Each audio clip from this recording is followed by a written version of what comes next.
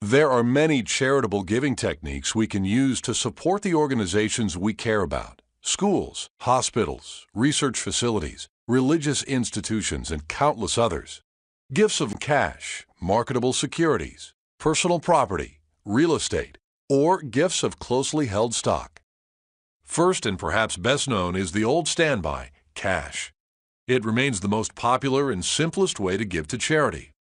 The money is immediately available, and every dollar is deductible to the donor in the year it's given, which means that someone in a 33% combined state and federal income tax bracket can give $1,000 to a qualified charity at a net after-tax cost to the donor of only $670. While cash has the advantage of simplicity, it may not necessarily be a good choice for someone who wants to make a major gift. Gifts of long-term appreciated securities are typically the most popular type of outright property gift. This type of gift is typically individual stock. However, it could be bonds or mutual fund shares. Why are these gifts popular? Outright gifts of securities can be made quickly and easily, and they often help the donor accomplish more than would otherwise be possible because of their attractive tax benefits.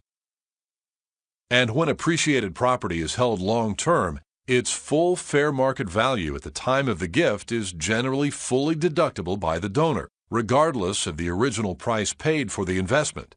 For example, if a stock originally purchased for $1,000 is now valued at $10,000 at the time it's transferred to a favorite charity, the donor can deduct the full $10,000 on his or her income tax return, subject to annual income limitations.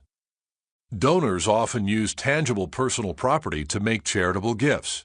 Tangible personal property, objects like antiques, artwork, jewelry, or other valuable collectibles, is deductible at its full fair market value when it's donated to charity, if the property will be used for the charity's exempt purpose.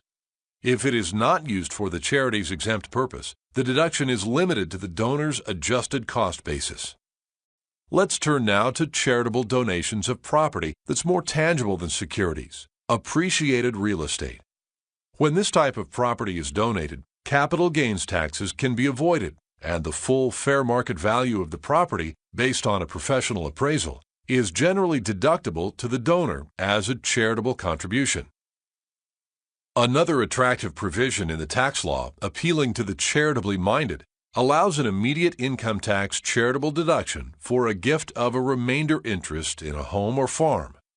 With this arrangement, the donor retains an absolute right to occupy the property for life or for the life of another family member.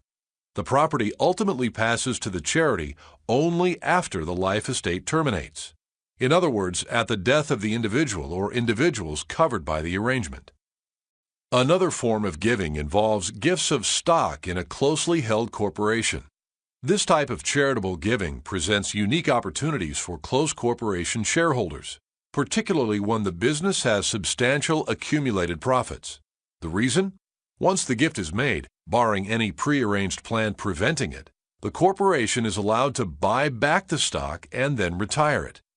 And since the appraised value of the closely held stock is deductible as a charitable contribution, there's no capital gains tax, regardless of how much the stock may have appreciated.